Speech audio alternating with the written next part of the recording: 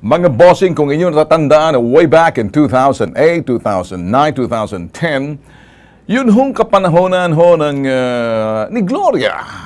Ganon din ho, panahonan ho ni Pinoy. Yun ho mga senador ho natin bastos. Hindi ho nila lahat. May mga bastos ho ng mga senador. Kaya mamili ho kayo ng senador na medyo hindi ho bastos tulad ho ni Antonio Trillanes. Bastos. Ngayon, hindi na ho si Antonio Trillanes ang bastos. Ganon din ho si Jingo Estrada, bastos din ho siya noon. Siguro ngayon nagbago na dahil nakapaghimas-himas na ho siya ng rehas.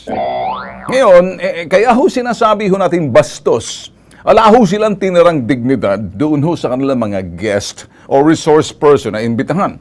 Alam niyo ho, si President Digong nagalit ho rito at sinasabi niya ho kung maaari, kayong mga senador, sa mga susunod na Senate hearing ninyo, huwag kayong bastos, huwag kayong aasta na para kung sino kayo. Senador lang naman kayo eh. Kung tutuusin ala naman kayo binatbat kung ang hukuman ay pag-uusapan, the court is the last resort, ang pag-iimbestiga sa Senado, ay papogi lang kayo eh. Hindi ko nila lahat. May mga senador na magagaling kung mag-imbestiga at hindi ko na babanggitin, babae. Ay pulido ho siya eh. Pag nag-investigate ho siya, hindi ho yung medyo maangas ang dating pero hindi ho nanginginsulto. Hindi ho bastos. Ngayon, sinasabi ko, sino ho yung mga bastos na senador? Thank God, nawala na ho si Antonio Trillanes. Napakabastos na senador na to. Alam niyo ba? Trillanes, mahiya ka naman sa sarili mo. Ay, kaya kung sinasabing kabastusan itong si Trillanes, bakit ko sinasabing bastos? Uulitin ko, baka sabihin niya, galit ako sa kanya. Hindi. Si Jingo Estrada bastos din ang pagiging senador niya noon. May mga ibang senador na pagkabastos noon pero natuto na. O ngayon, sino ho yung mga bastos na binanggit ho natin na nababastusan at nagagalit din si President Digong? Abay, sabi ni President Duterte, huwag daw insultuhin yung mga taong gobyerno kung kayo'y gagawa ng inyong pag-iimbestiga sa Senado. Hindi lang taong gobyerno, mga taong pribado kapag ito'y inimbitahan ninyo, resource person kung tawagin. Yan ay ginalang kayo, pinuntahan kayo, kaya huwag kayong maging bastos. Sabagay, itong si Trillanes, namimili lang ng kanya pwedeng bastusin. Kaya lang ito, mahirap daw kasi yung babuyin mo yung mga taga-gobyerno nagtatrabaho lang dyan.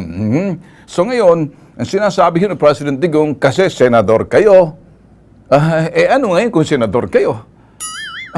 Pareho lang naman tayong Pilipino, hinalal kayo, pero ang kapangyarihan yan, hindi ibig sabihin kayo mangbabastos sa Senado. Sana yung mga nasa Senado nakikinig ngayon sa akin. At nanonood kayo ngayon sa akin para diretsahan tayo magsalita rito. Kaya babae man kayo ng senador, outgoing, incoming, or nag-aasam-asam maging senador, ngayon pa lang tumitimbre na ako sa inyo para sabihin sa inyo, baka kasi magulat kayo sa inyong posisyon, paging maignorante ba kung tawagin, nakuratan kung sa Bisaya. Anong ibig sabihin nakuratan?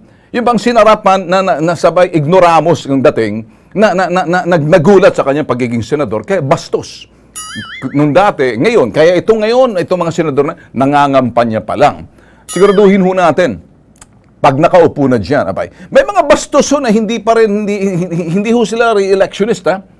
Kilala ko isa din, bastos din si Dick. At Risa ang pangalan, bastos din yan.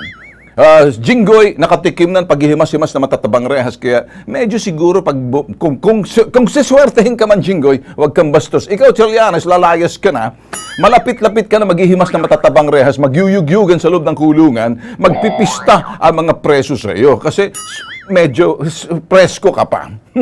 Ngayon, anong ibig sabihin ho rito ni President Digong? Ngayon, ang ibig niya ho sabihin dito, yung mga nasa congressional hearing, yung estilo ng inyong pagtatrato sa kanila na parang binabastos nyo na rude treatment. Ang ibig sabihin, rude. May protocol kayo eh. Merong ethics na sinusunod.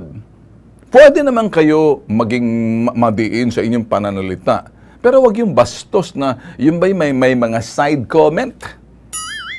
Tulad ho ni Dick, ang tanong, Amerikano ka ba? Ang tanong sa akin, bakit? Amerikano ba? Palibasa nag-i-English. Oh, Dick, hindi pa ako tapos sa'yo, You're such a dick. Ngayon, ikaw naman, Trillanes, outgoing ka na, malapit ka na maghihimas-himas na matatabang rehas.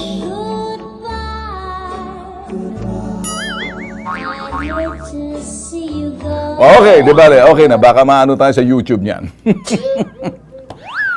Ngayon, sabi ni President Digong, kung babastusin lang naman kayo sa Kongreso o sa Senado, sisigaw-sigawan kayo na para kayo mga alipin na tinanggalan kayo ng dignidad ng inyong pagkatao, tinawag nga kayo, you know, you are still, kung sa hukuman, you are still innocent until proven guilty in a court of law. Therefore, you cannot cast judgment.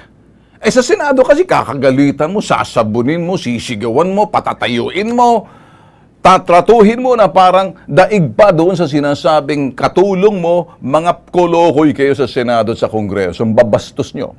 Kaya tumigil na kayo. Sa bagay, kami sa media, ganito, ano? The Fourth Estate can check on you and tell you exactly kung ano yung mga dapat ninyong ayusin. Base na rin yun sa sinasabing ehekutibo, ang presidente, ang legislatura nananahimik lang eh. Ang hudikatura, pero legislatura, lumalabis kayo ha. Wala naman, ang inyong pag-iimbestiga in aid of legislation, nababastusin nyo yung mga ginigest ninyo or iniimbitahan niyo as resource person. Kaya sabi ni President Digong, here, mga bossing, ano? Kung kayo'y babastusin at tinatanggalan ng inyong dignidad, inyong pagkatao, eh, pwede naman kayong magpa-detain na lang o lumayas na tumayo na lang. Walk out! Pwede yun. Kasi sabi ko, i-detain lang naman kayo ng Sergeant at Arm. Sabi ni President Digong, ay, pupunta ako dyan sa Kongreso. Kung sa Senado man, kukunin ko kayo. Kung kayo taong gobyerno. Sabi ni President Duterte, kung sisigaw-sigawan lang kayo ng ganon, stand up! Stand up! Ang sasabihin mo, sabi ni Mayor, ni President Duterte, umuwi na kami. Uuwi na lang kami. And then, magagalit siyempre yun. Siyempre, alam mo naman yung mga kongresistang mga suangit at mga, kolokoy, kengkoy, tulad ni Trillanes. yung mga yan, ay sabi ni President Duterte, sige, pupuntahan ko kayo doon, kukunin ko kayo. Ayan ang presidente. Kung ikay taong gobyerno,